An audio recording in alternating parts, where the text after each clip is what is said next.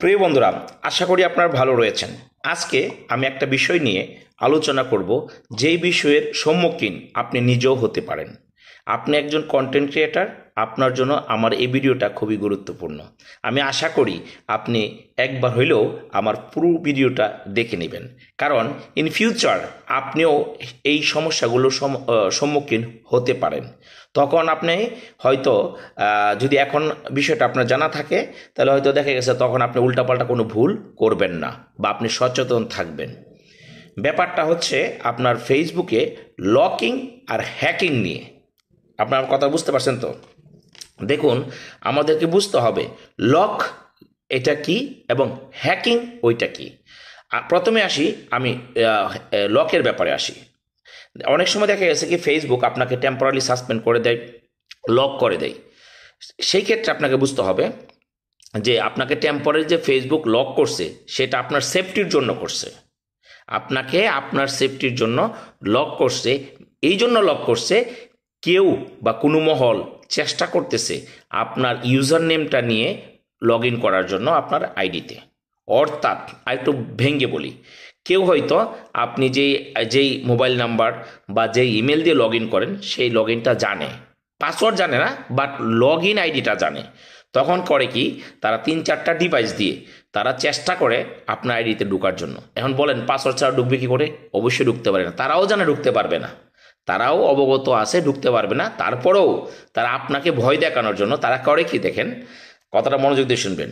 তারা 3-4টা ডিভাইস দিয়ে আপনার ইমেল অ্যাড্রেস ডালবে, ফরগেট পাসওয়ার্ডটা ডালবে, 3-4বার করে ট্রাই করবে। করলে কি হবে, ফেসবুক চিন্তা করবে যে ইমেল অ্যাড্রেস তো আর ফেসবুকের না, আপনি যে ইমেলতে লগ ইন করছেন বা যেই মোবাইল নাম্বার লগ ইন সেটা তো আর ফেসবুকের না।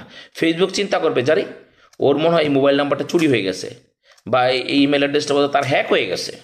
তখন ফেসবুক করবে কি, যে আপনার টেম্পোরারি আপনার আইডিটাকে লক করে দিবে, যে যে অরিজিনাল মালিক সেই আইডিটা খুলুক। অরিজিনাল মালিককে এটা কিন্তু ফেসবুক জানে।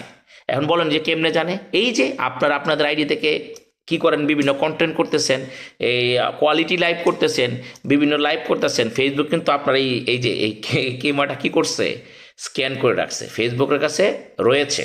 ফেসবুক করবে কি, আপনার এই যে লক করা আইডিটাকে ফেসবুক চাইবে যে অরিজিনাল মালিক সেটা ওপেন করুক। এখন অরিজিনাল মালিক যদি এই আইডিটা ওপেন করতে চাই, ফার্স্ট ফেসবুক চাইবে যে তার অরিজিনাল আইডি, হোক সেটা ড্রাইভিং লাইসেন্স, হোক সেটা পাসপোর্ট, হোক সেটা আপনার আইডি কার্ড, অরিজিনাল হতে হবে। Original must be original, photocopy দিয়ে হবে না। আপনার অরিজিনাল আইডি নেবেন, ফেসবুকে ওই লক ওপেন করতে যাবেন, আইডি স্ক্যান করবেন, অরিজিনাল আইডি, অরিজিনাল পাসপোর্ট, নয়তো অরিজিনাল ড্রাইভিং লাইসেন্স। কোনো ফটোকপি কখনো দিবেন না, ফটোকপি ফেসবুক অ্যাকসেপ্ট করবে না, ধরে ফেলবে। স্ক্যান করার পরে ফেসবুক কী করবে, বলবে যে তোমার কায়াটা দেখাও। কায়াটা মানে কি, এই যে সুন্দর চেহারাটা দেখাও। আপনি কি করবেন, স্ক্যান করবেন আপনার ফেসটা। কি হবে, আপনি স্ক্যান করার পরে ফেসবুক বলবে কিছুক্ষণ টাইম দিন, আপনার আইডিটা ব্যাক করে দিব। বেশিক্ষণ টাইম নেয় না। ফেসবুক যখন কনফার্ম হয়ে যায় আইডিটা অথেন্টিক, ফাইন হয়ে গেল, এরপরে ফেসবুক কী করবে কি, আপনার যেই আপনার চেহারাটা স্ক্যান করছে ভিডিওটা, এই স্ক্যানটা আপনার কোয়ালিটি লাইভ, বিভিন্ন লাইভের সাথে কি করবে, কারণ লাইভ তো আপনি নিজের আইডি ছাড়া কেউ লাইভ করতে পারে না, অবগত রয়েছেন তো। তাই আপনার লাইভগুলোর সাথে আপনার এই ভিডিওটা ম্যাচিং করবে। যখন ম্যাচ হয়ে যাবে, ফেসবুক আপনাকে অ্যাক্সেস দিয়ে দেবে। অর্থাৎ আপনি লক আইডিটা ফেসবুক টেম্পোরারি সাসপেন্ড বা টেম্পোরারি লক করে আপনার সেফটির জন্য। কারণ একটা কুচক্রি মহল ট্রাই করতেছে, তারা কিন্তু অ্যাক্সেস করতে পারবে না, তারা ট্রাই করতেছে, কথা বলছেন। এই জন্য ফেসবুক লক করছিল, এবং অরিজিনাল মালিক সেটা তার সঠিক তথ্য দিয়ে সেটা সে রিকভার করে নিছে। এটা হচ্ছে লকের ব্যাপার। এখন আসি হ্যাকিংয়ের ব্যাপারটা নিয়ে। দেখুন, কেউ যদি আপনার আইডি, বিশেষ করে আমি যদি আপনার আইডি হ্যাক করি, আপনি ব্যাক করতে পারবেন না। এখন বলেন আমি কি হ্যাকার নাকি? না ভাই, আমি হ্যাকার না, আমি একটা কথা দিলাম আর কি। যেমন মনে করেন হ্যাকিংয়ের ব্যাপারটা হচ্ছে, এটা মনে রাখবেন, এটা হচ্ছে আপনাকে বিভিন্ন ধরনের লিঙ্ক বানিয়ে দিব। মনে করেন লিঙ্কগুলো এরকম থাকে যে আপনাকে ইনভাইট করতেছে যে তাকে আপনার আইডির অ্যাক্সেস দেওয়ার জন্য, আপনার আইডির পাসওয়ার্ড দেওয়ার জন্য, বা আপনার আইডিতে অ্যাক্সেস দেওয়ার জন্য, সুপারভাইজারি অ্যাক্সেস দেওয়ার জন্য, অ্যাডমিন অ্যাক্সেস দেওয়ার জন্য, হ্যাঁ, এরকম কিছু। আমার কথা বলছেন, বা কোনোভাবে আপনার ইউজার নেম পাসওয়ার্ড সে জানে বা অবগত রয়েছে। আমার কথাগুলো বুঝছেন তো? তখন করে কি, এরা মনে করেন আপনার ইউজার নেম পাসওয়ার্ড হ্যাক করার জন্য বিভিন্ন লিঙ্ক আপনার কাছে পাঠাবে, আপনি ক্লিক করছেন, আপনার ডিটেলস পরে চলে গেছে, ঠিক আছে। বা যে কোনো একটা সফটওয়্যার, কিছু কিছু সফটওয়্যার রয়েছে, যখন এই সফটওয়্যারগুলো আপনি ইনস্টল করবেন, ঠিক আছে, তখন দেখা গেছে এই সফটওয়্যারগুলোও আপনার মেসেজ রিড করতে পারে। অর্থাৎ আপনাকে যদি কেউ ওটিপি পাঠায়, ওটিপিটা রিড করে ফেলবে, মেসেজ রিড করতে পারে। অনেক আছে আপনার ইমেল রিড করতে পারে, অনেক আছে আপনার কন্ট্যাক্টস রিড করতে পারে। তো এই যে সফটওয়্যারগুলো আপনারা যখন ডাউনলোড করেন একটু সচেতন হয়ে যাবেন, সব অ্যাক্সেস দিবেন না। তো যদি হ্যাকিংটা হচ্ছে, যদি মনে করেন কোনো ফিশিং লিঙ্কের মাধ্যমে আপনি ক্লিক করে ফেলছেন, আপনার ডিটেলস চলে গেছে, কেউ আপনার আইডিয়া নিয়ে গেছে, অর্থাৎ সে আপনার আইডির অ্যাক্সেসটাই পেয়ে গেছে, আপনার মতো করে সে অ্যাক্সেস পেয়ে গেছে, আমার কথা বুঝছেন, তখন এটা হচ্ছে হ্যাকিং। মানে সে আপনার আইডি ইচ্ছা করলে ইউজ করতে পারবে, এটা ডিজেবল হবে না, এটা লকড হলো না, বা এটা আপনার কি হলো না, সাসপেন্ড হলো না, এটা আরেকজনের জাস্ট সিস্টেম করে নিয়ে গেছে আপনার কাছ থেকে, বুঝছেন, নিয়ে সে তার মতো করে চালাচ্ছে, এটা হচ্ছে হ্যাকিং। এবং হ্যাকিংয়ের সবচেয়ে খারাপ মাত্রা হচ্ছে কোনটা জানেন, সে আপনার আইডিটা নিয়ে যাবে, নিয়ে যাওয়ার পরে আপনার আইডি থেকে ইমেল অ্যাড্রেসটা সরিয়ে ফেলবে, মোবাইল নাম্বারটা সরিয়ে ফেলবে।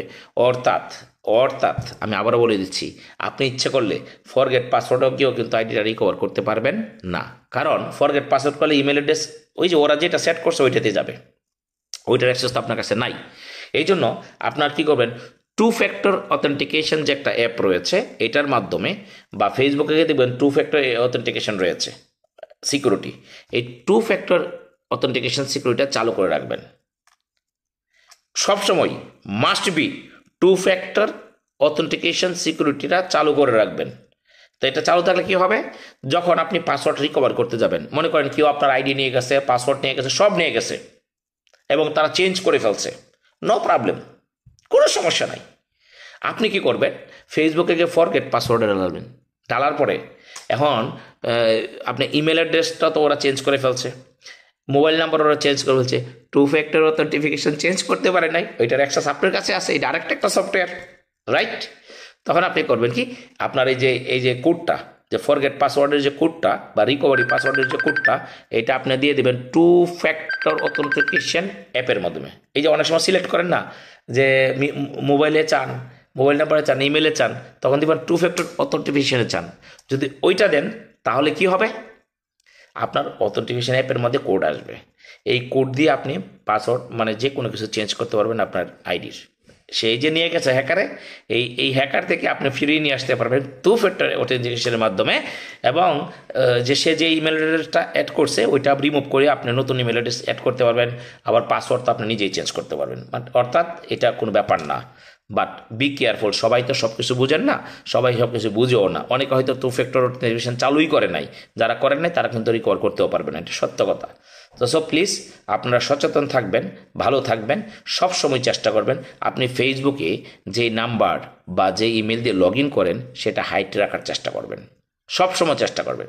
যদি আপনার ইউজার নেম এবং পাসওয়ার্ড, আপনি যদি আপনার ইউজার ইমেল বা ইউজার লিঙ্ক বা আপনার ইউজার মোবাইল নাম্বার, মানে যেটা দিয়ে আপনি ফেসবুক লগ ইন করেন, যেই মোবাইল নাম্বারটা দিয়ে, যে ইমেলটা দিয়ে বা যে লিঙ্কটা দিয়ে, এটা যদি আপনার কাছে হাইড থাকে, যদি কেউ সেটা না জানে, তাহলে সে কখনোই আপনার আইডিতে ঢোকার ট্রাই করতে পারবে না, কখনোই ট্রাই করতে পারবে না।